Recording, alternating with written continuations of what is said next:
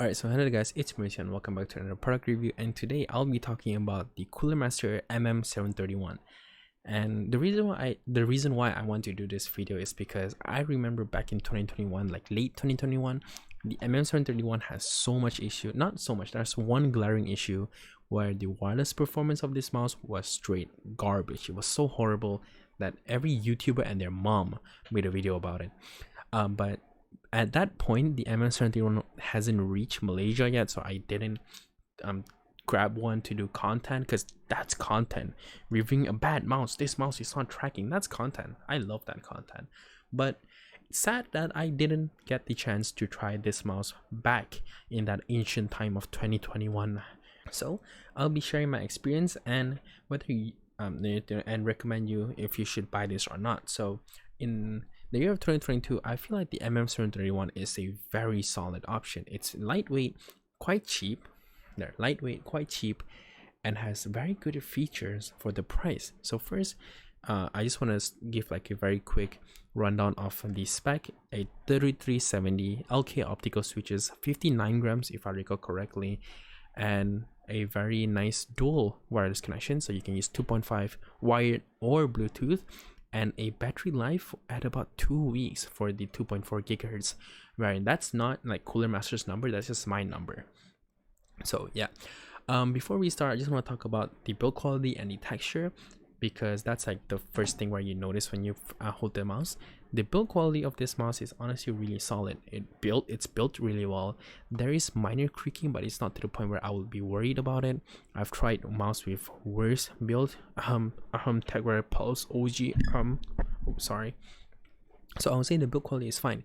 It feels very lightweight, haha, but it's in the sense where it's very hollow feeling. I don't know how to explain it, because the SKS has like a 45 grams and it doesn't feel as cheap as the Cooler Master for some reason. So there's that, but the price is cheap, so I wouldn't like blame Cooler Master for this, of course. So I would say the build quality is fine. The texture is something where it's a very nice texture. It's a matte black, it's very nice. It's very prone to fingerprint as well, so you like it's okay. But the problem with the texture is once you use this mouse for a long enough of period, you will have dirt built up on your index and ring, basically M1 and M2. There will be dirt built up where your finger sits, and you can just easy wipe them. It's just me nitpicking, of course.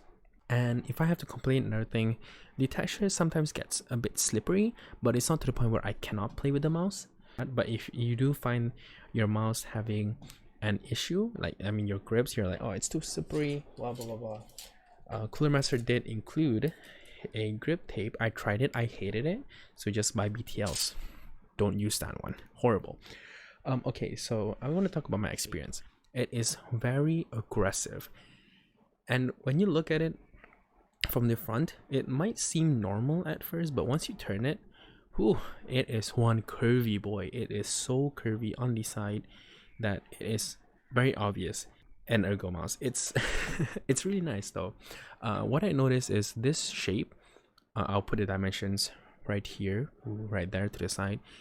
It is very nice. It's a medium-sized ergo mouse with the hump more towards the back. So for me, which I use a very relaxed claw grip, it feels very natural. And I thought this curve on the side would be way too curvy for me, because I come from the Skull Mini. So the Skull Mini does have a curve, but it's more flatter than the MM731. So I was afraid that that curve might make me hate the shape, but it's kind of the opposite.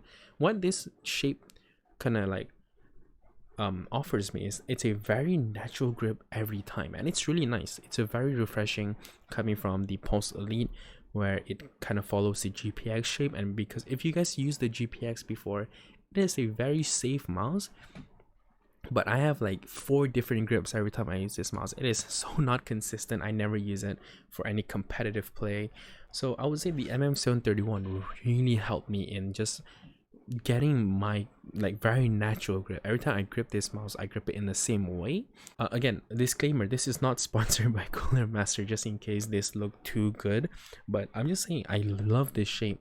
But I can say that this shape is a very love or hate. I don't feel like there's an in between for this grip, because the curve might be too much And even on the thumb area has also a very noticeable curve, so it's not a very safe mouse. And some people might find the issue with this grips, especially the shape. I mean, so it's not something where I can just easily tell you to spend your money and just use it. You'll love the shape. It's not as easy as that, of course. So I'll say the shape is really good, but try it. Go to your mouse, go to like local store, and just try it first. Try to see if the shape suits you before you spend your money on it. It's not that expensive, but still money. It's your hard-earned money. So I'll say the shape is one of my favorite thing about this mouse. Next, I'm just gonna go straight to the wireless performance here, because I feel like that's very important for people who click this video. TLDR, it feels like a 3370. Weepy. No content. That's basically it. I want to sit here and be like, this mouse is horrible, don't buy it, but I can't, because it's fine. It performs like every 3370 that you can buy. No DPI deviation, low lift-off distance, very precise and accurate tracking, efficient sensor. Like there's no plot twist. It's a good sensor. The wireless performance perform very well. I play Valorant, Osu, which is very tracking intensive game, and also League, because League is the best game in the world, 10 out of 10. But basically, the sensor performance has been perfect, if I have to say so myself. It feels so nice. And even the A/B testing with the Pulse Elite, which has sensor issues, and the SKS, which is a 3389, I feel no difference. And that's kind of boring, guys. There's no content. Oh no. But yeah, so wireless performance and sensor performance has been really good, and that can be say the same about everything else about this mouse. It's really good. For example, the buttons, the Alke optical switches here, which is an optical switches, okay,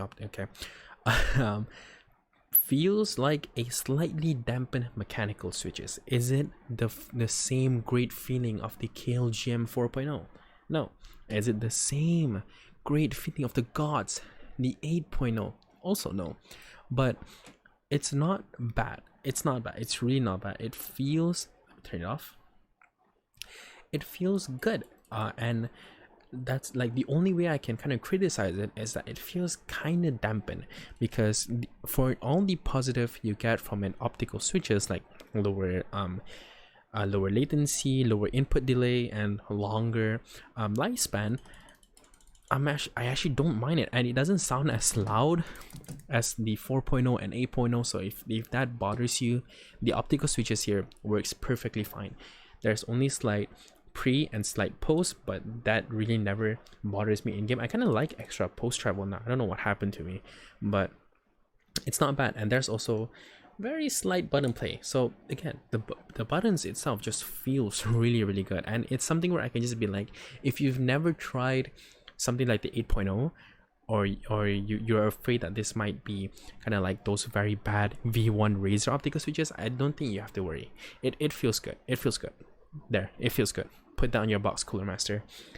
The side buttons, however, it's kind of sad. It's really small, and it isn't easy as it's not as easy to actuate as my other mouse. And the way I can prove this, I can actually prove it. It's very scientific. So you can lightly tap the side buttons. It doesn't actuate, but if you do it on my other mouse,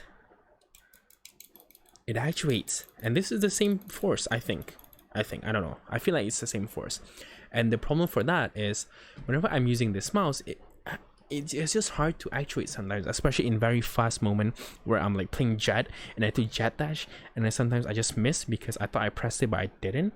That's my only problem. But after using it for 3 weeks, I adapted, and that's all. Problem solved. No more complaints. But yeah, the side buttons does feel good. There's barely pre and post. It's very minimal, but yeah, the only problem is it's kind of hard to actuate. That's it. That's my only complaint. I don't even care if there's like a bunch of post travel. I just wish it's easier to actuate than this. But again, side buttons, the only problem, hard to actuate and small.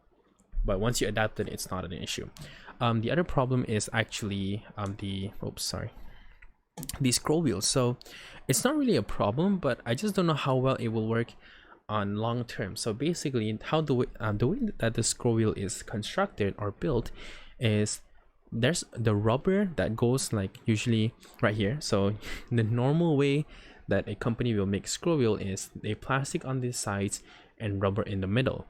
But the way that Cooler Master did theirs is like a rubber wearing a scroll wheel. It's like a glove. So the problem is when you're using this mouse, those light movements, whenever you're gently scrolling, the scroll wheel wouldn't scroll.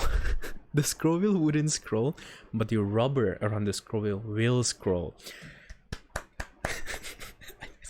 Okay, so that's my only issue. But whenever I'm gaming, you know, where you have like very intense movements and you're intentionally scrolling, I have zero issue.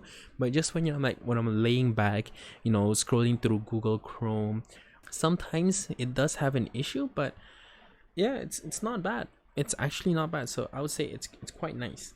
What else? Battery life. Without RGB on, it's 4 days. So 4 days for me, and I have to recharge. With RGB it's 4 days. Without RGB, it's 2 weeks. This is crazy. 2 weeks of battery life.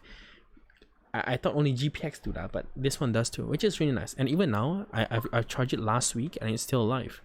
So yeah, that's why this video took so long. I literally take 1 week to use it with RGB and 2 weeks use it without RGB. So blame the RGB, not me, guys.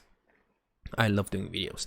And the feet, it is quite thin and it is quite scratchy. Sorry, excuse me. But using it on the IKEA game mousepad, it's fine. I think it's smooth enough, but third parties like Core Pads and Tiger Ice V2 would perform better than this.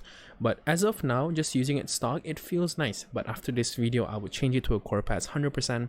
But if you feel like you don't want to risk modding the feet, or you don't know how to, or you don't want to just, or you don't want to spend those extra time and you just want to use the mouse stock, I would say good enough. It's good enough. It's not bad at all. And that's all. Also, my wireless dongle is right here. They have an extender and the cable is very, very soft, but I've used it only like once while charging, so there's that. Also, praise the Lord, USB Type-C for this price point. Very nice. And I think that's about it. I don't know what else to say. The mounts have been really good. The shape, again, I'll put the dimension when I was talking about the shape earlier. Shit, did I talk about the shape? I don't know. But yeah, it's just very nice. The curve is curves. The curves is curves. And overall, I just really like the MM731. It feels nice. The shape is nice. And the texture could be better. Like it could have less dirt built up. It could be a bit grippier. So, and the side buttons, I feel like needs to be easier to actuate, like the Pulse Elite or the SKS. And overall, man, Cooler Master did so well. Even though I feel like especially now, this needs to get more love than it got back then when, you know, horrible things happened to it. And yeah, that's about it. So if you guys like this video, you know, you guys know what to do. You guys thumbs up. But if you guys don't like it, thumbs down. I know you guys cannot see it. I can, and I'll take that, you know, for to better my videos in the future. If you guys have any question, leave that in the comment section down below. And that's it. Hope you guys enjoyed this video, and I'll try to post more videos in the future, and I'll see you guys in the next one. Peace. My mouse isn't working. Oops.